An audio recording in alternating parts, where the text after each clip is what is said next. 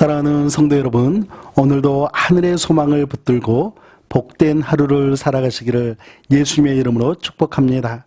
오늘 주신 하나님의 말씀은 베드로후서 3장 1절 말씀부터 9절 말씀입니다.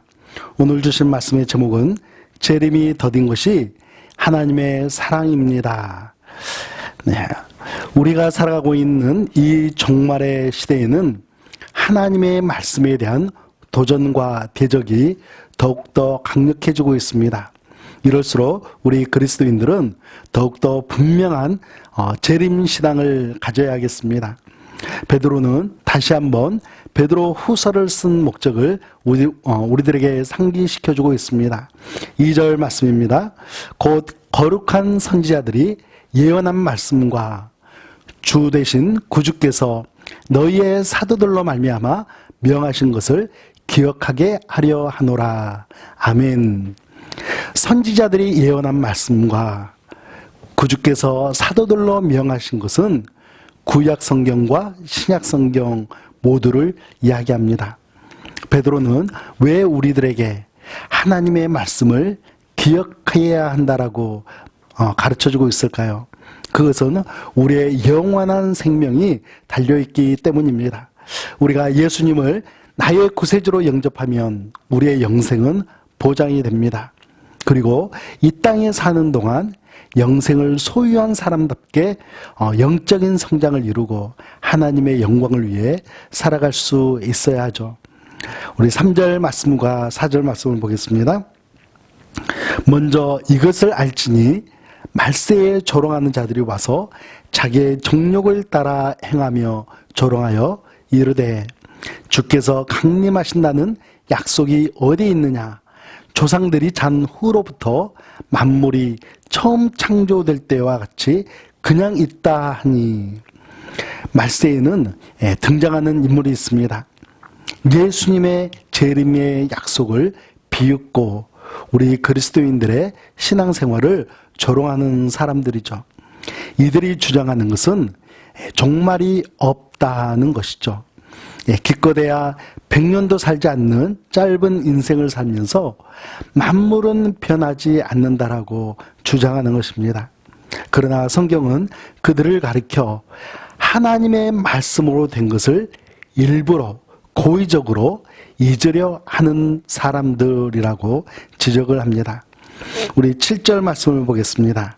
이제 하늘과 땅은 그 동일한 말씀으로 불사르기 위하여 보호하신 바 되어 경건하지 아니한 사람들의 심판과 멸망의 날까지 보존하여 두신 것이니라. 베드로는 종말의 불의 심판이 있을 것을 암시해 주면서도 이 불의 심판도 하나님의 말씀으로 이루어진다라고 가르쳐 줍니다. 하나님의 말씀은 세상을 창조하는 수단이었을 뿐 아니라 세상을 심판하는 수단이기도 한 것을 우리가 배우게 됩니다. 9절 말씀을 함께 보겠습니다. 주의 약속은 어떤 이들이 더디다고 생각하는 것 같이 더딘 것이 아니라 오직 주께서는 너희를 대하여 오래 참으사 아무도 멸망하지 아니하고 다 회개하기에 이르기를 원하시느니라. 아멘. 9절 말씀은 초대교회의 분위기를 엿볼 수 있는 말씀입니다.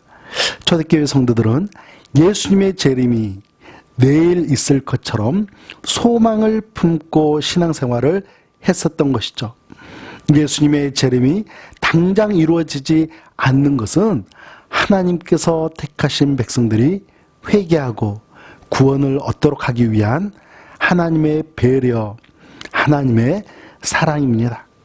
사랑하는 성도 여러분, 말세를 살아가는 우리 그리스도인들은 긴장을 풀고 살아갈 것이 아니라 오히려 우리의 신앙을 하나님의 말씀으로 견고히 하고 예수님의 재림을 간절히 기다리는 재림 신앙으로 살아가야 하겠습니다.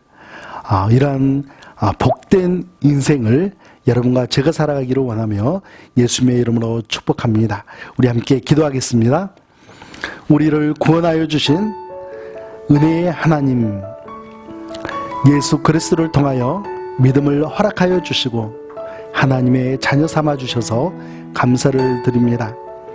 영원한 생명을 주시고 영생을 예비할 수 있도록 은혜를 주셨으니 오늘도 굳건한 믿음과 헌신과 봉사로 하나님의 뜻을 이루어드리며 살아가겠습니다.